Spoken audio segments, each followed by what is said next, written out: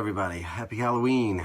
My name is Robert Ford, and tonight I'm going to read a selection from my short story collection called The God Beneath My Garden. It's a short story called Georgie, and I chose this one this year for three people. The first person is a guy by the name of Frank Arrington. He's been a longtime fan, great friend, and he gave Georgie, I think, the first review of anyone. And you can find that review on Amazon. I'm not going to pick up any lines out of it. The second person is for Kevin Lucia. Kevin actually bought Georgie for a Halloween issue of Shroud magazine, which was a phenomenal issue. Very proud to be with some great writers in there. And the third person is for one of my best friends, my brother, Doug Metherall. Doug, I don't know if you remember this. You gave me some really great writing advice on an early draft of this story. And it ended up changing the ending quite a lot. So anyway, I hope you guys are enjoying the Halloween season. And without further ado, here's Georgie. I think if it was only the death of our son, Maria and I would have made it, you know. Picked each other up. Worked through the grief, healed each other, saved our marriage. Maria was the love of my life. Even now, after everything that's happened, there are days when I still miss her so much. I used to be angry at her for leaving, but not anymore. Not really. I know she loved me. I understand. See, the thing is, my wife didn't leave because her son died. She left because he came back. You ever see those couples that are effortless? You know the kind. They finish each other's sentences, they reach for each other's hands like they have magnets in their palms. They just seem to mesh with each other. Maria and I never had that. We really had to work at our marriage, but I was okay with that, you know. I damn sure wasn't love at first sight. I thought she was just another rich girl riding daddy's coattails, and she thought I was some Irish street punk with a future of scams and back alley hustles. Hell, the thing is, that's probably the life I'd be leading if I hadn't met her. It was what I grew up knowing. After I met Maria, I started to think I could rise up from the streets and make something of myself. Maria was beautiful. She looked like some East Coast cheerleader when I met her. Silky brunette hair pulled back in a ponytail. Innocent eyes set in a pure face. I don't know what the hell she saw in me. When we fell for each other, we fell hard. Sometimes I loved her so much it hurt.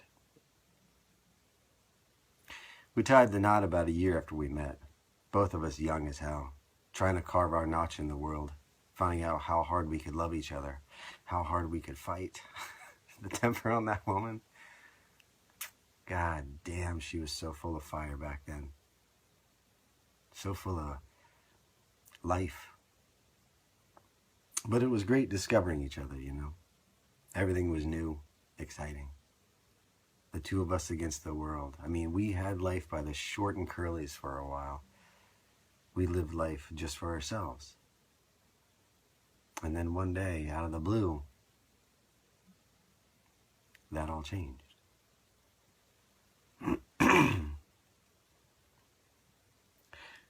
Her smile is what gives it away.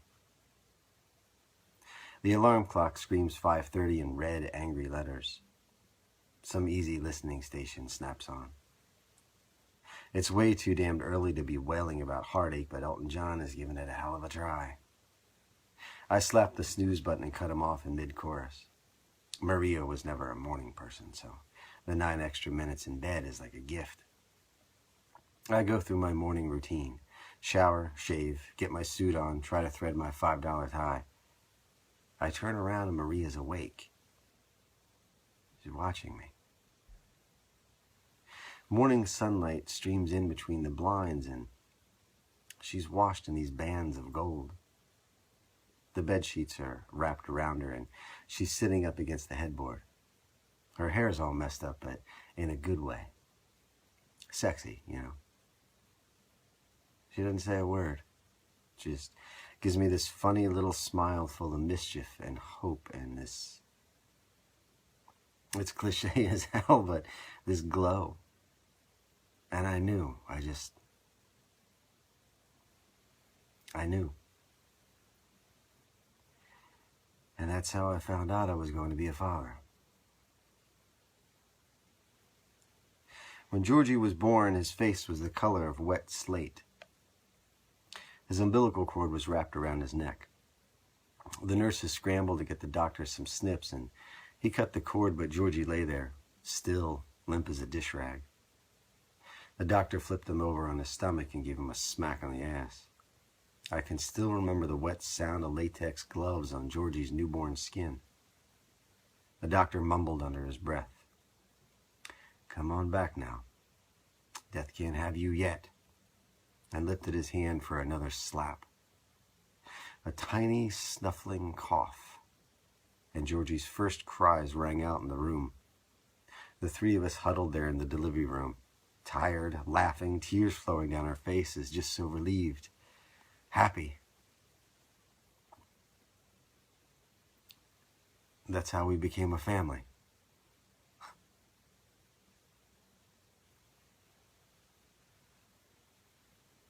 Upstairs, the noises have stopped. Georgie was excited earlier, angry, throwing things. The oak bed thumped against the floor. I heard something shatter, and I know I should have boarded the windows. I hope like hell he doesn't break them again. If I go upstairs, I know what I'll find. The remnants of a child's tantrum. But I won't see him. He hardly ever shows himself unless he gets really upset. He just keeps to the shadows, but he'll never leave me. Georgie was screaming in his almost voice. And even in the middle of his rage, hearing him again almost broke my heart. He wasn't really speaking, though. The noises he makes are primal, closer to the sounds a wounded animal might make. But it's quiet now, as if he's holding his breath, waiting to see what's going to happen.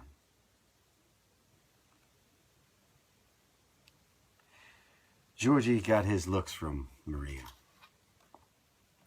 He would have been a real heartbreaker when he got older. Dark hair, olive skin, and these long lashes framing eyes the color of damp moss.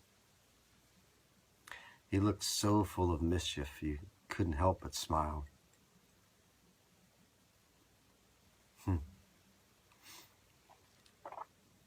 Maria, she was a great mom, you know. You should have seen her and Georgie together. The way they laughed and carried on. Those two were best friends. They meshed. They were effortless. I used to put him to bed sometimes, read him a story, sing to him, you know. We used to do this thing. He'd give me a big hug, place a tiny wet kiss on my lips and lay down. Teddy bear pulled close, and we'd do this nightly exchange. Night-night, Georgie. Night-night, Daddy. Love you. Love you too, Daddy. Who's your buddy? Me. Who's your pal? Me. He'd yawn. His eyelids would smooth and close, flickering as he drifted off. I'd watch him as he lay there at peace, angelic. Nothing at all like he is now.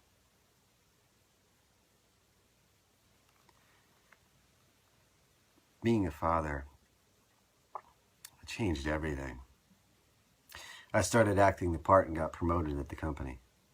Me managing employees. Believe that shit.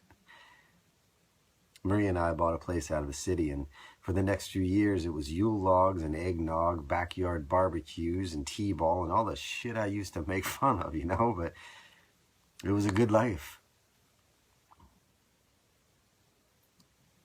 It was a good life.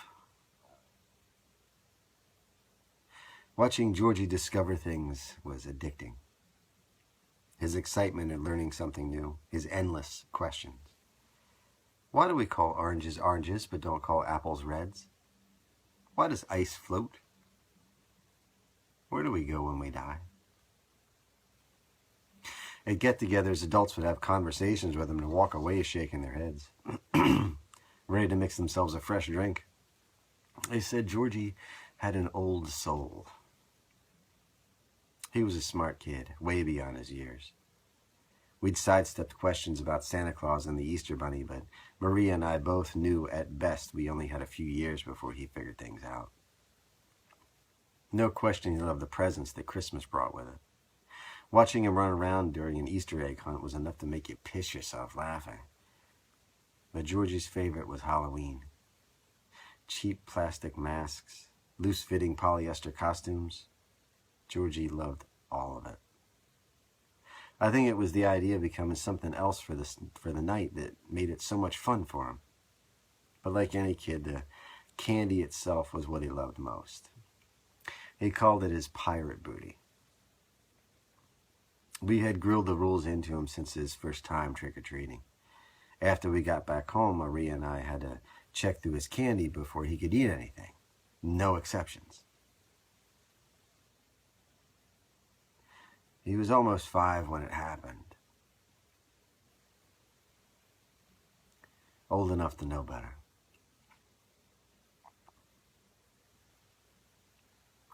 The night air is crisp. It's downright cold, really. Each time the kids yell trick or treat, these tiny clouds of steam curl out from their mouths. I can almost feel winter bullying its way past fall. Georgie's ghost costume is stretched tight and shiny over his thin jacket. We've been out for a couple hours already, and his cheeks are roses. Georgie's all smiles. His bag is heavy, and he's had a pretty good haul for the night. Even so, Maria still has to bribe him with a promise of hot chocolate to steer him back home without an argument. Just as I open the front door, the phone rings. I hurry inside, Maria and Georgie behind me. I grab the phone, praying it's not the office calling me tonight. So, I'm thankful, but I still groan inwardly at a telemarketer reading a script about replacement windows. I'm tired, but I know the guy's just doing his job. I try to be polite, keep my temper in check. Do my best to slip in a thank you, but I'm not interested, so I can hang up. I'm still holding the phone as I turn around. I watch it all happen in slow motion.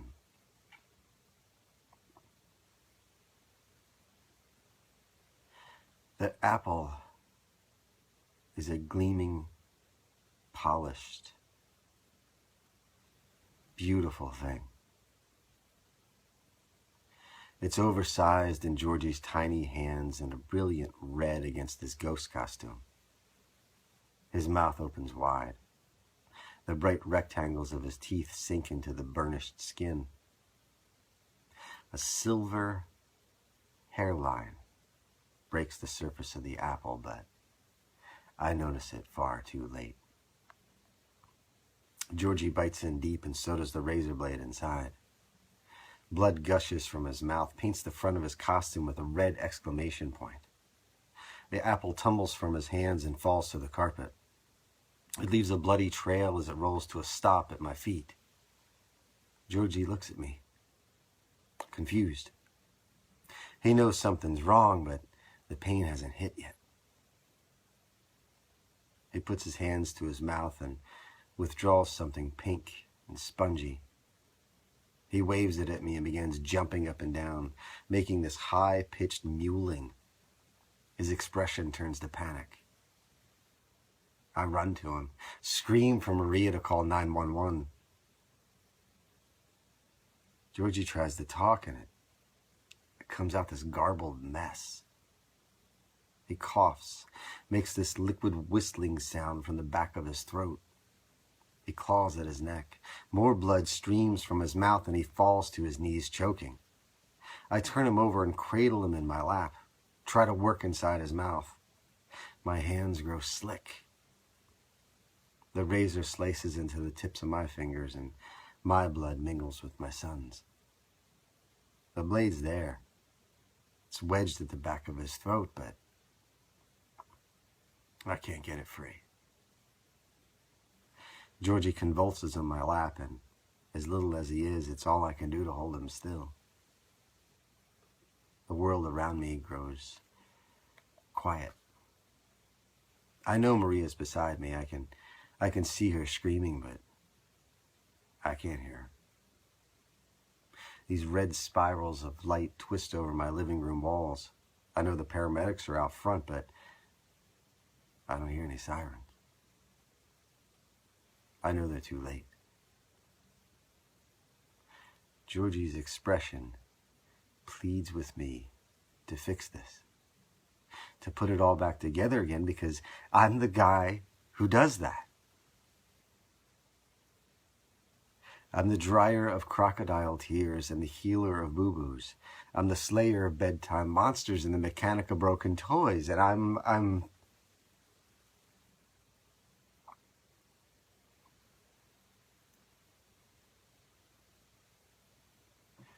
Daddy.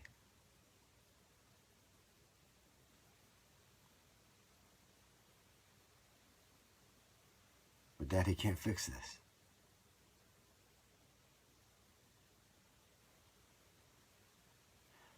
All the king's horses and all the king's men can't fix this.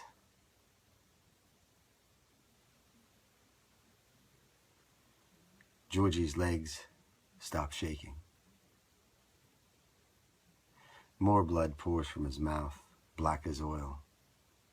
His body stops trembling, gets rigid. His gaze is locked on mine. I don't know what I expected to see in his eyes, but I didn't think it would be the anger I found, the rage. Georgie's eyes begin to lose their shine. His small chest stops moving and his body relaxes.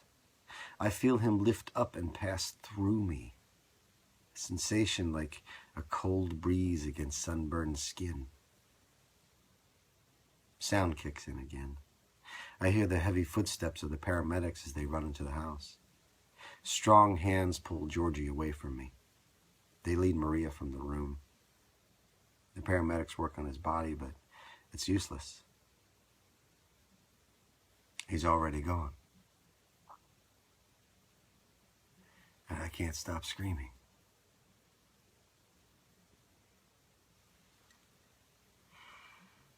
Two months passed before Georgie came back.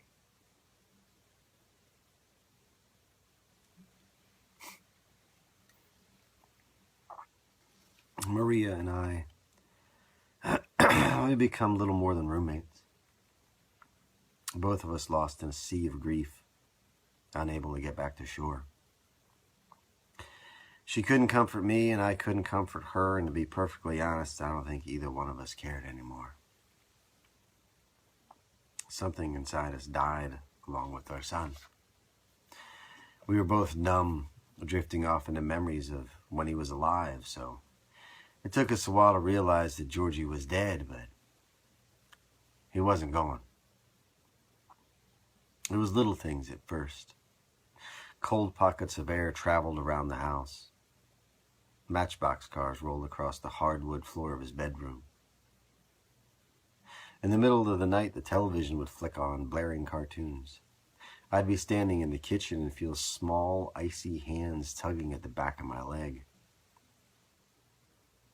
And Georgie kept getting stronger. We woke in the middle of the night to find him standing at the foot of our bed. Georgie stared at me with his angry face and milky eyes, hate streaming off of him in waves. His mouth opened in a yawn and blood spilled free. Georgie pointed a single accusing finger at me. His breath carried the fetid smell of old blood and rotted apples, and then he faded into the shadows. Maria left that night. Didn't look at me, didn't cry, just drove off. Hell, she never even came back for her goddamn clothes. Just set her wedding ring on the counter, grabbed her keys, and ran. Our attorneys took care of everything else. Last I heard, she moved to Seattle and started nursing school. Married an engineer, I think. Maybe an accountant. I can't remember. Sounds like a quiet life, though. Safe. Predictable. I'm happy for Maria. Really, I am. I can't blame her. Georgie's anger lies with me, not with her. But after she left, I was alone with him. I started sleeping with the lights on, but I could still see Georgie moving in the shadows. I tried shutting the bedroom door, but could still hear him scratching, a doorknob rattling as he whispered from the hallway, "Night-night, Daddy." Even now, sometimes I'll wake from sleep, the feeling of tiny cold hands against my throat choking off my air. Rows of bloody scratches cover my arms. Crescents of bite marks pattern my legs. It's a horrible thing to be afraid of your own child. I'd be lying if I said that ending it all hasn't crossed my mind.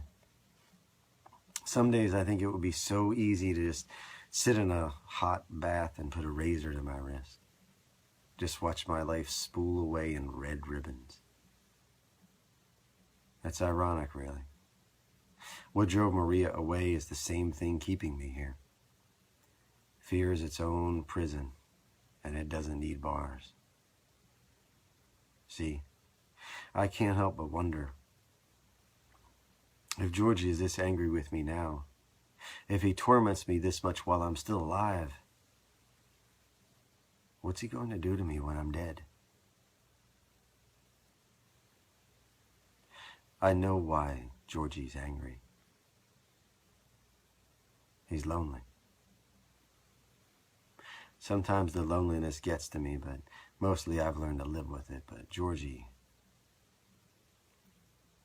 his pain I can't bear anymore. I can hear the children outside, their excited squeals as they walk from door to door. Flashlight beams dance through the streets, and I know any second I'll hear footsteps on the porch and the kids will ring my doorbell. Their painted faces will be full of smiles as they hold out their bags, waiting for the promise of candy. This year I've made special treats for the kids. Georgie wants a playmate, and I intend to give him one. Georgie's angry. He's lonely. But I can fix this. I'm the guy who does that. I'm the dryer of crocodile tears and the healer of boo-boos. I'm the slayer of bedtime dragons and the mechanic of broken toys.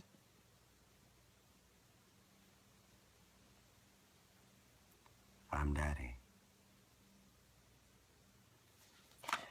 Thank you. And again, that was Georgie. That is from my collection, The God Beneath My Garden. That's available in print and ebook on Amazon. And, I figured at the end of this, I would talk a little bit about the origins of my stories. One of the things I always like to hear about was the book notes, the story notes behind novels and short stories. The origins of Georgie,